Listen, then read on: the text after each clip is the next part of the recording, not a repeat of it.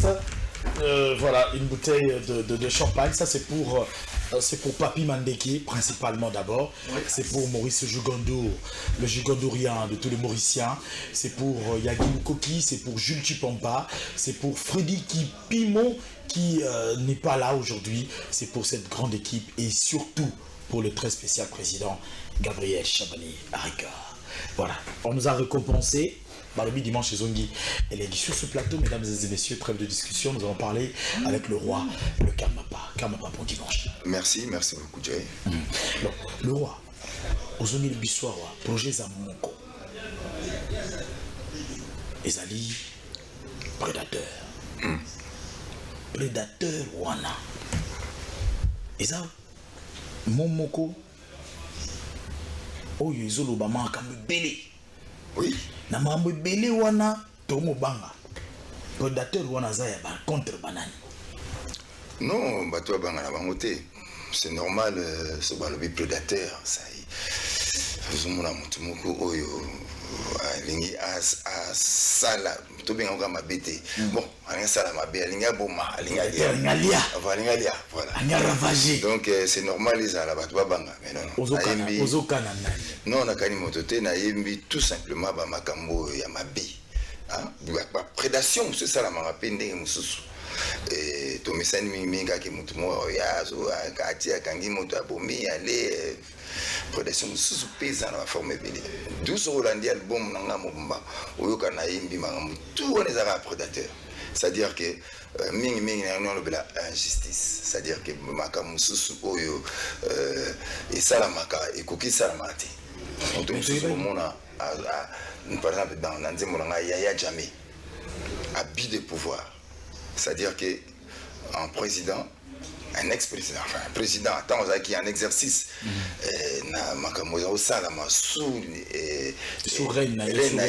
qui vraiment a monté. C'était vraiment, ça ressemblait plus à qui faisait Caligula. Donc, non. Écoute, il faut trouver la musique, on peut dans Afrique internationale. Quand il m'a fait le sujet, ils ont concerné les Gambiens. Les Gambiens karaté, mais africains. Et c'est là qu'il y a une Zimbouya. Donc, prédateur, ils ont pensé qu'au bangi saté, dans une macabre, prédateur, ils ont des résultats fins, il y a Caligula. Bataxa, il y a Caligula qui est là, Kofi Olomide. Quand vous avez un prédateur, ils ont des facettes, il y a Kofi, Yembeli, Salate, Sala, Lobakite, si on a non, ça fait mal ce qui. Bolobi qui na Yembeli, ça fait mal. Parce qu'il y a Yembeli qui était. Simplement, vous voyez pourquoi Bolobi ça y est. Ma forme imagée c'est belé. Par exemple, Tamozoloba, moi na bino, botina qui est pour na loyembo, après loyembo comme makamu mususu. Moi na bino bakata esuki, tout ça, ça nous renvoie quand même. Tu es d'accord avec moi? Na Caligula, oui. Mais la forme imagée, ils ont mis sa biseau un peu attaché dans le quartier la terre. Ah non, mais c'est une simple coïncidence.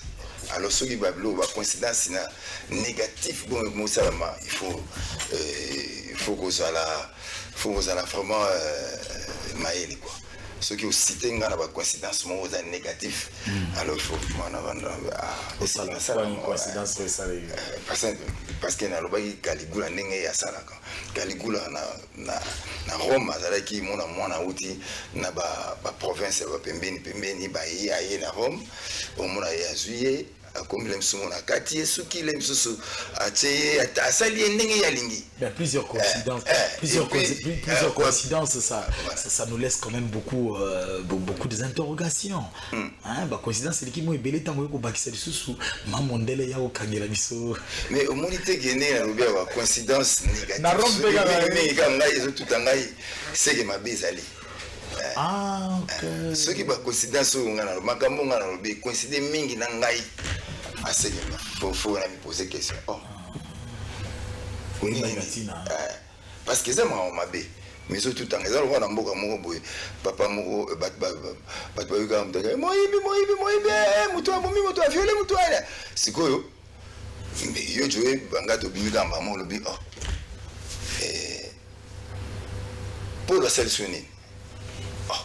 c'est-à-dire que balobi no mutu polo te moi yo yemba mo polo saline c'est-à-dire que au fond des polo se reconnaître donc bino bozo reconnaître la papa bira ngana dangi na kaliko la sala mabe kaliko bino bozi bolobi oh asali sone donc bino nde mutu boyebi bakoya okangana bino parce que boyebi donc voilà quoi, simple coïncidence. Caligula, c'est l'album qui est sorti incessamment du roi de la rumba congolaise. Quand est-ce que au commis roi? Ben, on a qui n'attend au rocher de la Bomoï.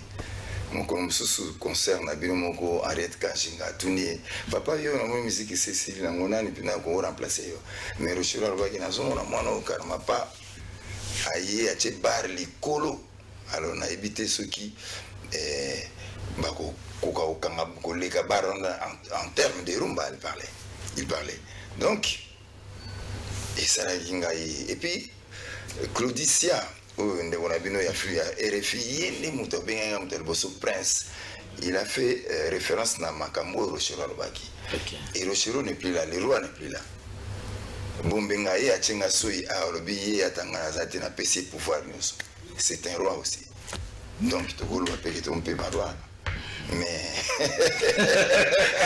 kirumba et loko nazo lobela mingi siko ya mwana parce que to komi na tendance ya kotika musique oyo to oyo ya biso c'est vrai que c'est bien qu'on mette la musique mususu pesa peut bien tout ça mais le Congo ils appellent les loko nango tozo bunda mikolo po ba reconnaître rumba na nini kuna ya organisme international nini ba reconnaître rumba ne ba reconnaître ba salsa ba nini mais biso moko musique en tozo kimamo et alors il y a un moment de tikala moi je vais rester fidèle na rumba les alliances aux amis nangote na papa Lutumba Simarumasia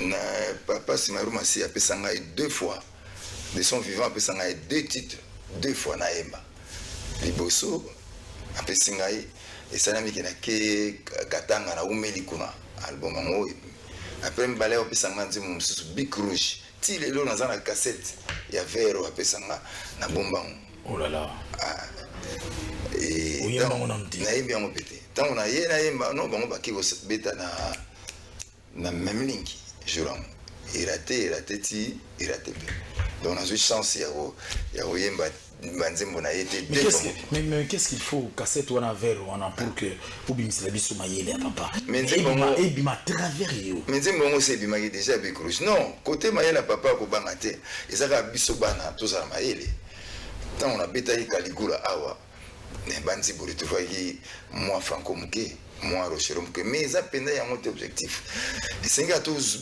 tikala na musique na bango so to ko apporter moi blong so mi kemki to modifier to même oyo et faciliter to pour même musique et ça a une bonne chose donc esprit na bango ndem to na on peut se makasi ça penate bango mo mais esprit na bango mais ça on l'a.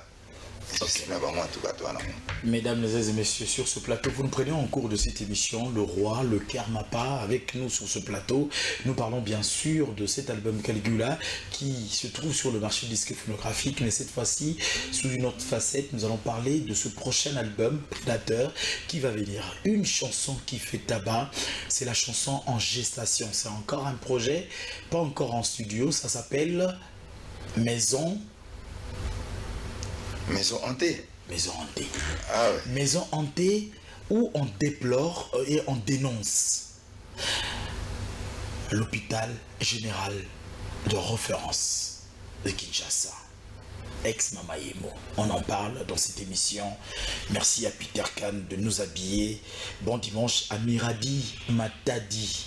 Tremblement de terre, Mouassia Mwindo, à Ketia MK Maman, Tozungeli Karayo, Yarosan Bezate, Joe mon ami, mon homo, Jules Kalonji, le décideur, Jules Kalonji, Vieux Marcel, Kamalenga, Kamale.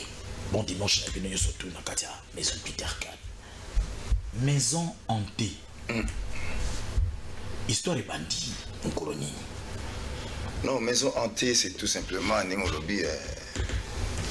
Nous avons comparé l'hôpital général de référence, Mama Yemo, une maison hantée. tout simplement.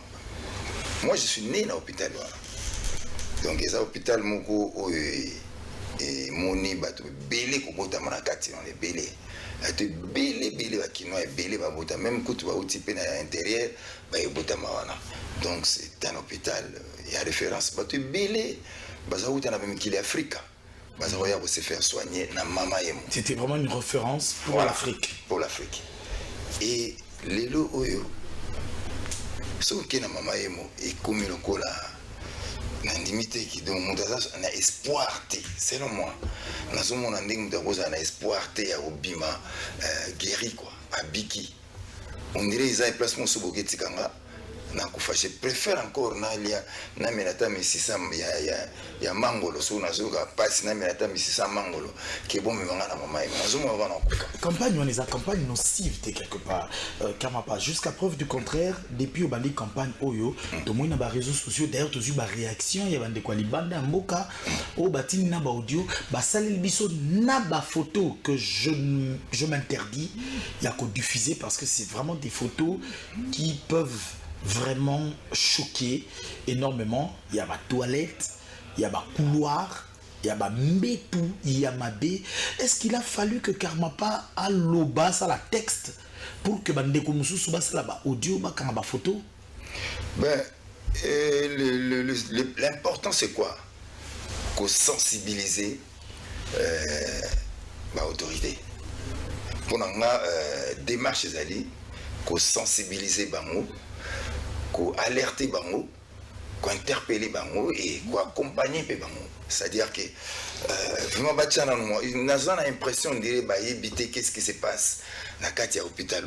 Moi j'ai l'impression qu'il va éviter parce que ça va intervenir parce que va pratiquer tout ça dans la nzimbo na yembi en tout cas pourquoi on a bengi mama imu la maison hantée parce que dans la maison hantée on retrouve tout le monde là pourquoi minene wana ba kotambola na bango ba otambola mpuko azobanga suti mona mpuko croiser na nyao ça c'est fait na mama imu mona ba nyao vandi mpuko azotambola na bango il y a minene en plus et l'autre ça soupire comment on a ba infirmière ba oteka ba seringue ba tonga et ba seringue ba kissing susu na ba poche na bango et na soki même message à ba mususu ba komela nga ba benga ngo ipare pharma poche.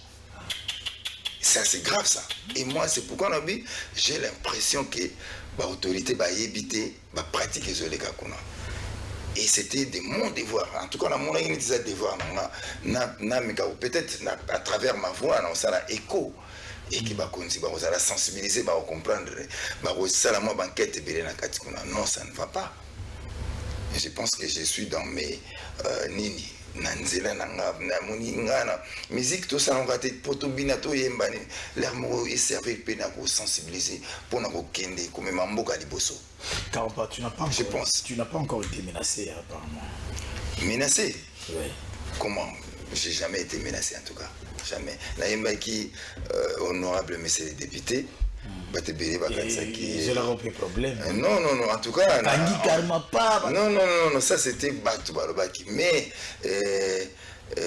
il y a opposition comme il y a majorité, ils étaient d'accord. Donc, Manzembo servira pour nos finga. Non, ça c'est.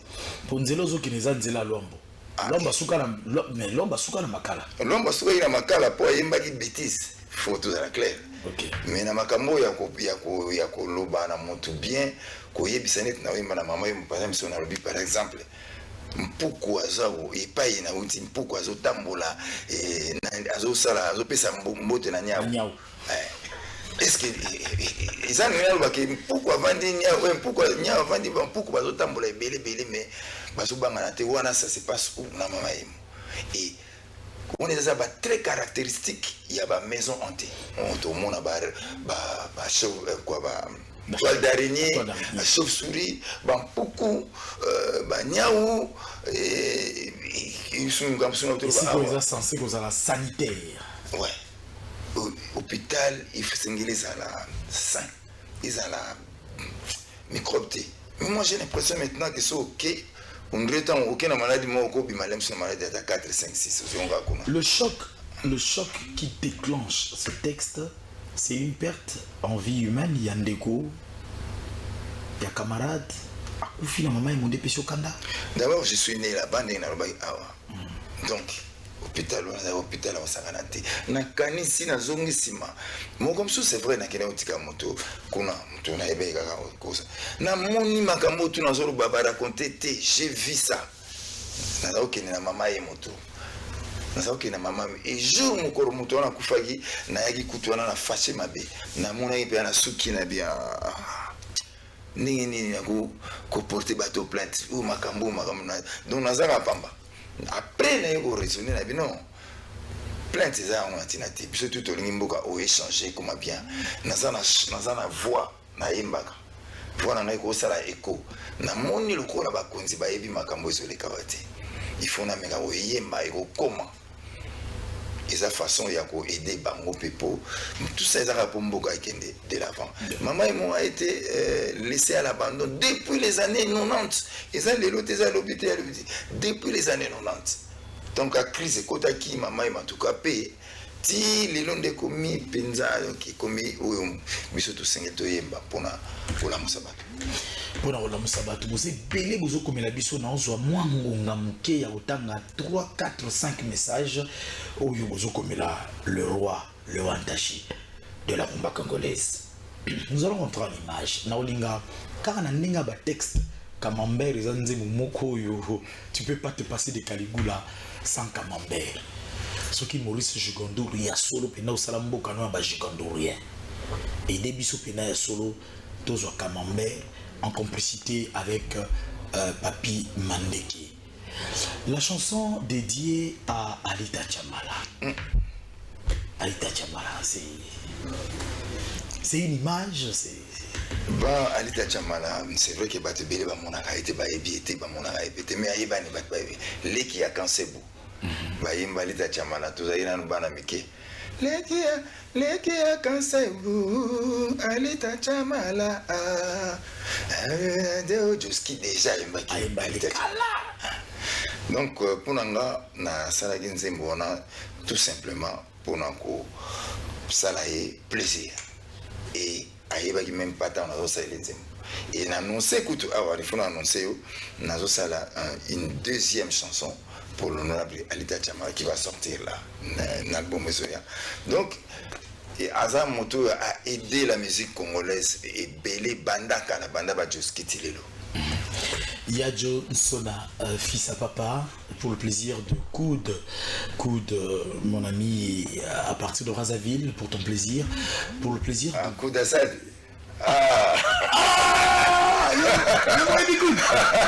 Coude Assad. Non, c'est un bon garçon. Un grand ami à moi. Ah ouais, donc, ça c'est vrai. Na Brazzaville, et on a profité. Il venait de perdre sa mère. Oui, j'étais au courant. En tout cas, mes condoléances, nos condoléances. Nos condoléances en tout cas. Jumelé pour ton plaisir, Coude Assad. Ça sera aussi pour le plaisir de son éminence Maître Kazi, Maryse, la révérende, en train de nous suivre. Pour le plaisir aussi de mon ami Christian Bella. Pour votre plaisir, suivant Camembert, une très belle chanson avec une très belle voix féminine. Nous allons quand même en parler. Où elle est au jour d'aujourd'hui, cette très belle voix féminine. Chouchou Julia Amazon.